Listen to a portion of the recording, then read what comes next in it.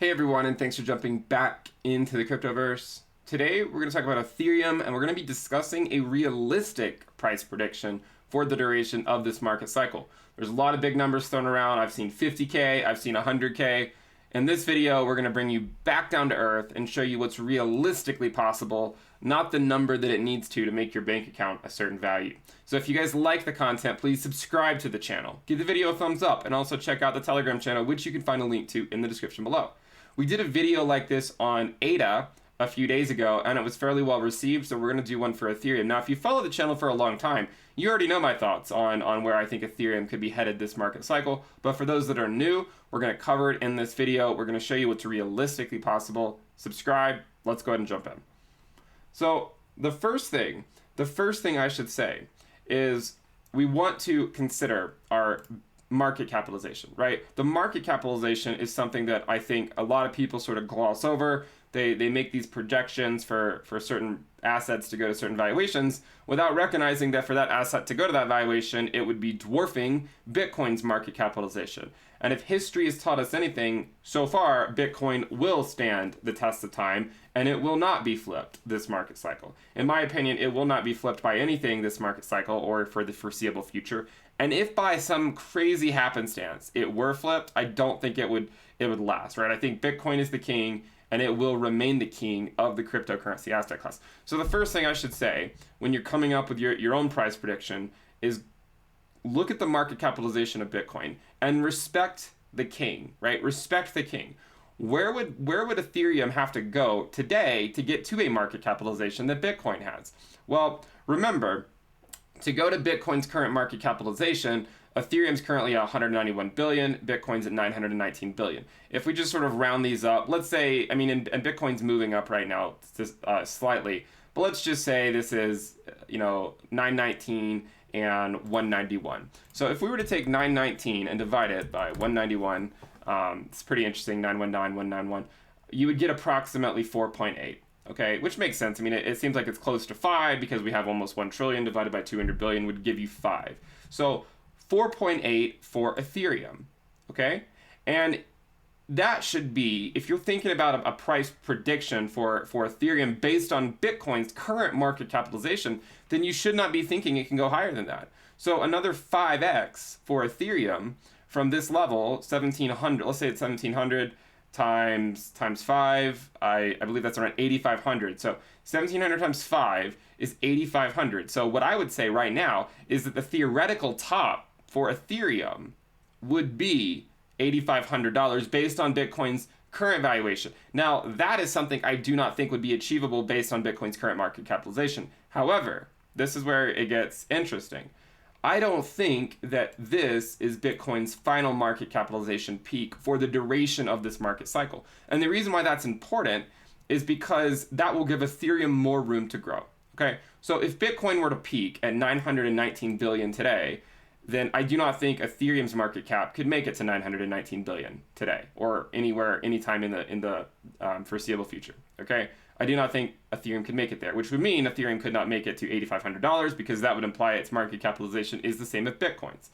However, we've looked at this before. If you look at our macro trend line of the entire cryptocurrency market capitalization, not just Bitcoin, but the entire cryptocurrency market capitalization, you can see that so far, keep in mind, this was updated on March 1st. I tend to update it every month for the public channel, every 2 weeks for the premium list, which you can find a link to the sale in the description below. We'll talk a bit more about that later.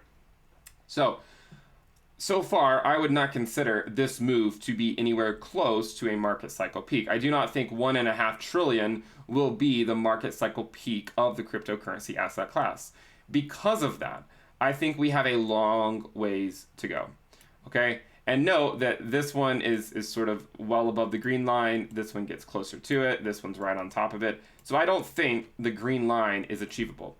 I do not think this green dashed line is achievable because we can see that it is coming down each and every time we have a new cycle peak.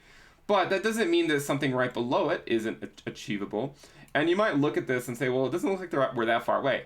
Well, this is a logarithmic scale, my friends. So to get up to this level up here, we probably would be looking at a 6, maybe a 7 trillion, maybe even $8 trillion market capitalization for the entire asset class today.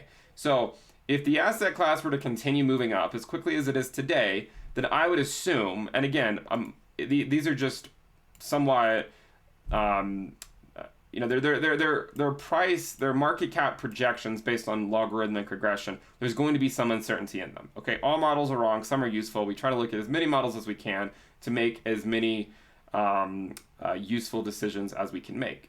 So what I would say is that the longer it takes Bitcoin and the cryptocurrency asset class to trend to this line up here, then I think ultimately the higher we will fly.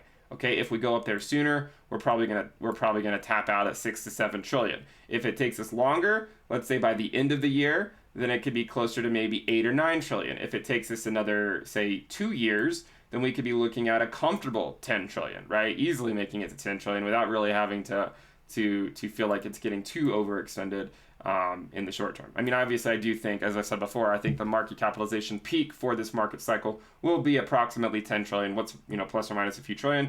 What's a few trillion among friends? So that's generally what I foresee for the market cycle. But there could be some major cooldown periods along the way. So we could see, a cooldown period like we saw in 2019. Even if it comes up to this level, maybe we come back down for a while and then trend higher later on. Something like this is theoretically possible. We've seen this in this cycle as well, where we had these other peaks that happened leading up to a final peak. Okay, so right now the current market capitalization of Bitcoin is 919 billion. As I've said before, I think this market cycle, the price of Bitcoin could theoretically peak between 100 to 200,000, which, by the way, would put the market capitalization of Bitcoin to be somewhere around 2 trillion at the low end, right? So if it were to go to 100K, it would put it at 2 trillion. If it were to go to 200K, it would put it closer to 4 trillion. Not quite, but we'd be looking somewhere between, say, I would say look somewhere between maybe like 2 trillion to 3.5 trillion would be my guess for the market cycle peak for the price of Bitcoin. So if the market cap of Bitcoin can theoretically go to 2 to 3 trillion or so, then can Ethereum make it to 1 trillion? And I think the answer to that is yes. The reason I think that is because let's take 3 trillion as an example, which would get us around $150,000 Bitcoin. So 3 trillion would put us would put Ethereum, if Ethereum were to go up to say 1.5 or 1 trillion, then it would only be 30%. But we know that at the peak of the last cycle, for Ethereum on January 13th, note that Bitcoin's peak came on December 17th of the prior year. But at the peak of the cycle on January 13th, Ethereum's market capitalization reached approximately 56% that of Bitcoin's. So let's just say if Ethereum can reach 50% again, and Bitcoin goes to 3 trillion, let's suppose Ethereum can go to 1.5 trillion, and it's currently at 191 billion. So if we were to say, 1,500 divided by 191, that would be another 7.8x. And so 7.8 times, say, the current valuation of 1669, that would put Ethereum at 13,000. However, we have to take something else into consideration. And what's that? Well, the market capitalization peak of Bitcoin is not necessarily going to coincide with the market capitalization peak of Ethereum. Okay, so this is something that people don't think about a lot of times. Last cycle, the peak for Bitcoin came almost a full month before Ethereum's did. Bitcoin peaked on December 17th of 2017. Ethereum peaked on January 13th of 2018. By the time Ethereum hit its new all-time high, or its final global top for the market cycle, the valuation of Bitcoin, right, was down several $1,000s from its peak. So we might assume that even if Ethereum were to go to 1.5 trillion, or say if it could make it to approximately 50% of Bitcoin's market cap peak, by the time Bitcoin pulls back down to wherever Ethereum's making that final run, the market capitalization of Bitcoin could be closer to, maybe it would have dropped by a few $100 billion. And this sort of gives you some wiggle room in looking at the market cap peak for Ethereum. And that is the reason why I think the major thing we're looking for this cycle, from a very pragmatic point of view, would be $10,000. Okay, $10,000 Ethereum, because if we're looking at $13,000, we're assuming that the valuation of the Bitcoin peak coincides with the Ethereum peak. And if history is any indication, then that's likely not going to happen. It would likely come on a dead cat bounce for the Bitcoin. The Ethereum peak would likely come on a dead cat bounce for the valuation of the price of Bitcoin. Therefore, the valuation of Bitcoin would be lower. Therefore, the market capitalization that we're comparing Ethereum to for Bitcoin, that market cap would be lower. And so I would say let's go in with some wiggle room and say approximately $10,000, maybe plus or minus a few K. Okay, so that's sort of a pragmatic perspective. There's another way we can look at this too. We can also look at the Ethereum Bitcoin valuation, which, by the way, is not necessarily the fairest way to do things. You know, supply, you have to consider the fact that the supply is changing. And it's not exactly something that we can compare to. Maybe we should look more at the market capitalization, but it really doesn't affect things that much. Let's suppose that Ethereum's valuation against Bitcoin makes it back to 0.1. Okay, let's be conservative. We like to be conservative on this channel. I would prefer to be conservative and watch it go higher and maybe start, really aggressively take profits at this level if you haven't already. And then if it continues to go higher, then you keep taking profits. And then if it goes back down, at least you took profits, right? So I would say it's better to be conservative than to overreach. So let's look at the Ethereum Bitcoin valuation. What if it were to go to 0.1? Well, what would that look like? Well, if Bitcoin goes to 100K, then that gets you to $10,000 Ethereum right there, okay? So I think that's, there's enough evidence to suggest that Ethereum can make it to 10K. And remember, though, that the peak might not correspond with the peak. Like, Ethereum's peak might not correspond with Bitcoin's peak. So if Bitcoin were to go to, say, 170,000, and then it retraced back down to 120,000, and then had a dead cat bounce to 140K, and then during that time the Ethereum Bitcoin valuation went back up to 0.1 or something, then yeah, we're looking at, somewhat of around a 5-figure Bitcoin, maybe even over 10,000, maybe like 13,000, 14,000 or something. So these would be projections that I think are realistically possible for the duration of this market cycle. Approximately a 5-figure Ethereum, so approximately $10,000, plus or minus a few K, right? What's a few K among friends? I don't know exactly where it's going to peak out at, but I would say that a $10,000 Ethereum or around that level is going to be on the cards at some point this market cycle. But it does not mean we're going to go there next month. Okay, it does not mean we're going to go there next month. Whether you think the cycle is going to peak, a lot of people say the end of the year. Other people will say in 2 months. Other people will say sometime next year or even later. So, depending on where you stand on that, could obviously affect what you think in the short term. If you're of the two that either think later this year or next year or something, then time is on our side, right? Time is on our side. And if time is on our side, then there's nothing to necessarily worry about if we have cool down phases between now and then. There's times during a lot of these cycles where the price just sort of goes sideways for a while, even during the bull market, and it doesn't look like much, but these can last for months at a time. So if this sort of surge is not sustained and we end up coming back down for a while, let's say the local top for Ethereum goes up higher than where it currently is. That doesn't mean it's the global top for the market cycle. Let me show you what I mean. So this is our Ethereum logarithmic regression rainbow, and it's my opinion that we will not make it back to this regression band up here, okay?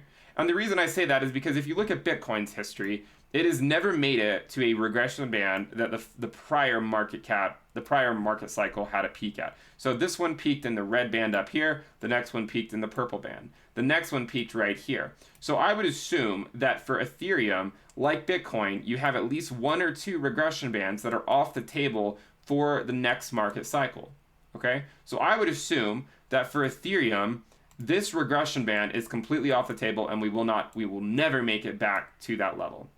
Now, that doesn't mean we can't eventually make it to the price that this level corresponds to today. The reason why I say this is because today, the lower bound of this level is approximately $9,500. What that would tell me is that there's not really a high probability that Ethereum can go to 10K in the short term. Because in the same manner that I don't think Ethereum will make it to this regression band again, I would be skeptical that it can make it to this one. Okay, I would be skeptical. I've said before, I think the orange one is on the table. Obviously it's easy to say that now because it's above it, but I said that a long time ago. And I also think the purple one is on the table this market cycle. If you're curious where these two range, the orange one currently ranges from approximately 1,500 up to almost 3,000, and then the purple one ranges from 3,000 to 5,000.